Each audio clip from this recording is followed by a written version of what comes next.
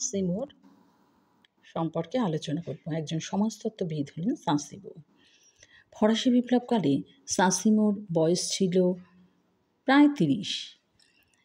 কাজেই তিনি বিপ্লব পূর্ববর্তী ও বিপ্লব পরবর্তীকালে সমাজের দুটি অবস্থাটাকেই প্রত্যক্ষ করেছিলেন।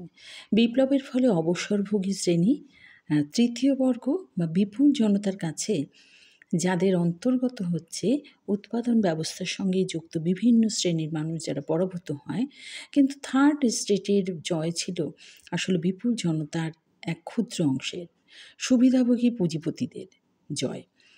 তাই এমন অবস্থায় বিত্তবান পুঁজিপতিদের সঙ্গে বিত্তহীন শ্রমিক শ্রেণীর দ্বন্দ্ব সমানেই দেখা যায়। বিত্তবানরা বেশিরভাগ রাজনৈতিক সুবিধার অধিকারী হওয়ায় বিত্তহীন দরিদ্র শ্রেণীর মধ্যে একটা অসন্তোষ ক্রমশই কিন্তু পুঞ্জীভূত হতে থাকে। সমাজের অর্থনৈতিক ব্যবস্থাকে এই বৈষম্যের মূল কারণরূপে সাঁসিমো সর্বপ্রথম কিন্তু চিহ্নিত করেছিলেন। সিমো স্পষ্টভাবে বলেছিলেন, রাজনৈতিক অধিকার অর্থনৈতিক স্বাধীনতার উপর কিন্তু নির্ভরশীল।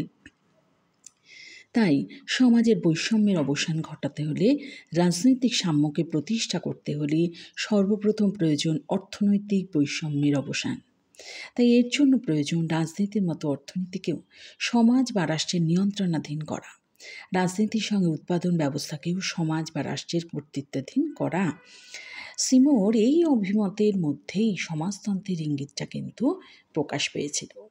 আধুনিক সমাজতন্ত্রবাদীদের মতো সাঁসিমো দ্ব্যর্থহীন ভাষায় তিনি বলেছিলেন যে আদর্শ সমাজ বা রাষ্ট্রের রাজনীতি, অর্থনীতি প্রভৃতি সকল কিছুকেই ব্যক্তিগত মালিকানার পরিবর্তে রাষ্ট্রায়ত্ত করতে হবে। কিন্তু আদর্শ শিল্প সংস্থার প্রশাসনিক ব্যবস্থার অনুকরণে সাঁসিমো রাষ্ট্রীয় প্রশাসনিক ব্যবস্থার প্রস্তাব কিন্তু করেছিলেন। বিশেষ ধরনের প্রশাসনিক ব্যবস্থার জন্য যেমন কোনো শিল্প সংস্থার মালিক শ্রমিক তাদের বিদ্বেষপ্রসূত মনোভাব পরিত্যাগ করে, যেমন কর্তব্য সাধন করে এবং উৎপাদন কার্যে উন্নতি অব্যাহত রাখে, রাষ্ট্রীয় প্রশাসন ব্যবস্থাও তদ্রূপ হলে শাসক ও শাসিতের মধ্যে কোনো সংঘাত দেখা দেয় না এবং রাষ্ট্রের অগ্রগতি সেক্ষেত্রে অব্যাহত থাকে। শিল্প সংস্থার অনুকরণে সাঁসিমো সমাজ বা রাষ্ট্রের 3টি কক্ষের কথা বলেছেন। প্রথম কক্ষ হলো হাউস অফ ইনভেনশন, যার কাজ হবে প্রয়োজনীয় আইন প্রণয়ন করা। দ্বিতীয় কক্ষ হলো হাউস অফ এক্সামিনেশন, যার কাজ হবে প্রণীত আইনগুলো অনুমোদন করা। আর তৃতীয় কক্ষ, সেটা হলো হাউস অফ এক্সিকিউশন, অর্থাৎ যার কাজ হবে অনুমোদিত আইনগুলো কার্যক্ষেত্রে প্রয়োগ করা।